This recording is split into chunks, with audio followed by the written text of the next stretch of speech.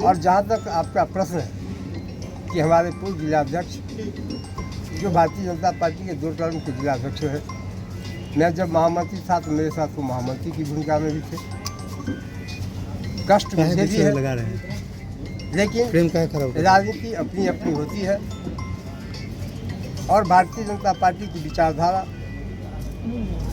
जिनके अंदर कितनी गई है, कितनी समाई है, गठबंधन की राजनीति किनको कितना भाता है, इस लक्ष्य के आधार पर अपनी भागीदारी लोग तय करते हैं। भारतीय जनता पार्टी का कारवा बड़ा है, यह कारवा चल चुका है। समस्तीपुर में हम लोगों का लक्ष्य है कि एनडीए की झोली में 10 का 10 सीट देने का काम करेंगे। इसमें कुछ साथी छूटे, कुछ साथी नए आए, कुछ पुराने जुटे। इसकी चिंता एनडीए गठबंधन और भारतीय जनता पार्टी नहीं करती है। हम इन विषयों को इन्हीं परिप्रेक्ष्य में देखते हैं और मेरा लक्ष्य है अर्जुन की तरह मछली की आँख को हम देख रहे हैं।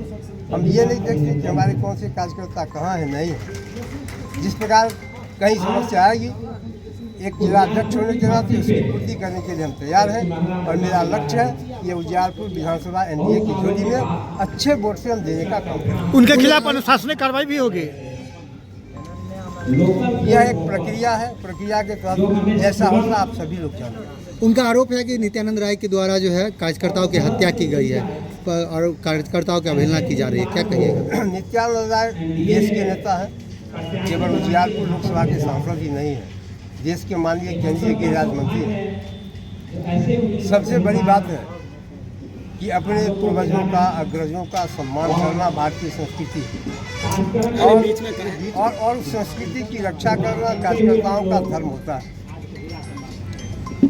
जब आप किसी परिवार में रहते हैं तो परिवार के अभिभावकों के द्वारा अगर किसी भी प्रकार की गलती समझ में आती है, एक कुशल पुत्र होने के नाते उन गलतियों को दबाने का काम किया जाता है। लेकिन माननीय नित्यानंद राय जी, आप अभी सभी लोग इलेक्ट्रॉनिक मीडिया से जुड़े हैं, पल पल का रिपोर्ट हमसे भी ज़्यादा आप लोगों के बीच आते रहता है और आपने देखा है कि माननीय नित्यानंद राय जी के कंधे पर ही गठबंधन के साथियों की सीट के बंटवारे के बीच उनको मनाने, उनको रिझाने, उनके बीच तारतम्यता बैठाने का काम माननीय नित्यानंद राय जी के कंधे पर ही दिया गया। नित्यानंद राय जी को केवल उजियारपुर लोकसभा दिखाई नहीं पड़ता है, केवल जो आरोप लगा रहे हैं वो व्यक्ति नहीं है। उनके सामने 243 सीट का लक्ष्य था और अधिक से अधिक व्यवस्थित एनडीए के कार्यकर्ता वहाँ से चुनाव लड़े।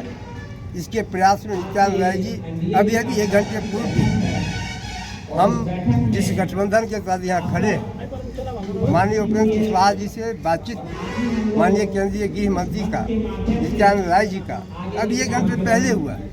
ये कैसे हुआ? तो नित्यानंद राय जी बड़े नेता हैं, अगर वो उजियारपुर को लक्षित करके चलेंगे इसकी पूर्ति नहीं हो सकती है। उनको 243 सीट साधना है, उसमें कौन सा व्यक्ति छूटा, कौन सा व्यक्ति क्या हुआ, आरोप वह व्यक्तिगत है, वह आरोप निराधार है और हम मानते हैं कि इन आधारों में कोई दम नहीं।